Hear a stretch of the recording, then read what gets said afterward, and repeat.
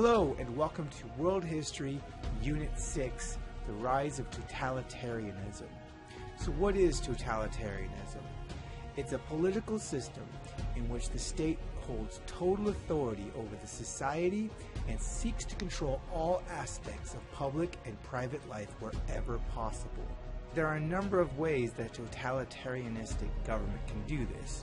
One way is to use indoctrination, or education, to instruct people in the government's beliefs to control their minds. Another way that they can maintain power is through censorship and propaganda, which means not tolerating any individual creativity and controlling all sources of information. So whether it's music or art or news or anything at all that's created that you might learn something or be able to express yourself somehow would all be controlled and regulated by the government to make sure nothing ever makes the government look bad. So during the time period that we're focusing on, which is that time period leading up to the Second World War in the 1940s, was two types of totalitarianism: fascism and communism. Now, fascism is one we haven't talked much about. That's where you have one party in control of the entire government.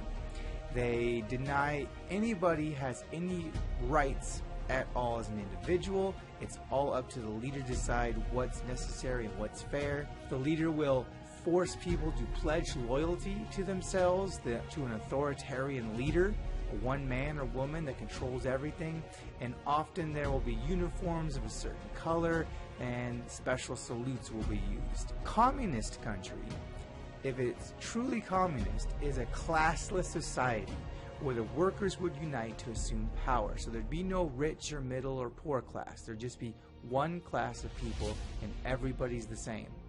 All means of production, land, mines, factory, railroads, businesses are all owned by the people and not by the government. The government would have no control over any of this stuff, and private property would also not exist. So the government doesn't control anything, but you can't buy or sell land or buy or sell a business. You'll have your fair share, your way of contributing to the greater society, and everybody else plays their part, and everybody makes sure that everyone's taken care of by fulfilling your role.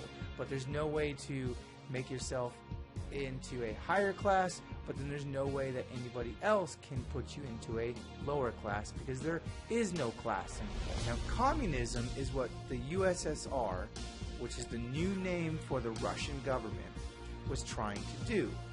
Unfortunately, due to the leadership of Lenin, who believed that the proletariat, the workers, the peasants, maybe weren't ready for leadership just yet, so he consolidated a lot of power into his own hands, and then his successor, Stalin, who took over after Lenin's death in 1924, he consolidated power even more into the hands of the central government and away from the hands of the people, giving them less and less input into this so-called classless society. Stalin controlled all aspects of the economy and agriculture in Russia.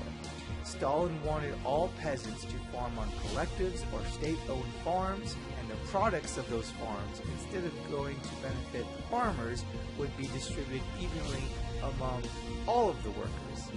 Well, a lot of peasants didn't like that, so in 1929, Stalin forcibly took over 25 million privately owned farms and forcibly turned them into huge government-owned farms called collectives.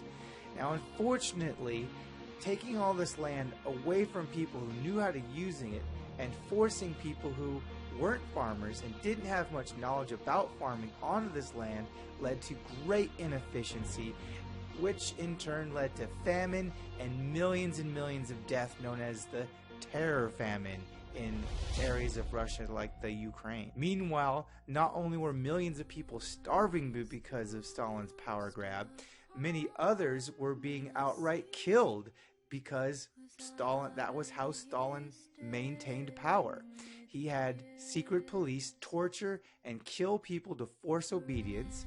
He consistently, repeatedly violated human rights by not allowing any kind of free press, and anybody who criticized him were sent to the gulags, which is basically an ice wasteland, to die. In 1934, he carried out the Great Purge, which is a crackdown on rival political parties such as the kulaks. And when I say crackdown, I mean death, shooting, executions. The kulaks were a class of wealthy peasants. And again, we're not supposed to have wealthy peasants in a communist society. So the kulaks knew Stalin was going to take away their wealth to give to someone else. So they resisted, and Stalin cracked down, and at least 4 million people, many kulaks included, were sent to gulags, shot, or imprisoned. By 1935, there were no more kulaks left. And as you can see in the photos in the lower left, he actually went to great lengths to try to remove them from the history books, taking them out of pictures, making it look like they had never even existed. This is the kind of tactics that Stalin used to maintain control in his supposedly communist nation, and how many other leaders of other countries that weren't communist, they were fascist, but still totalitarianistic. And these are the countries that would directly lead to the beginning of World War II.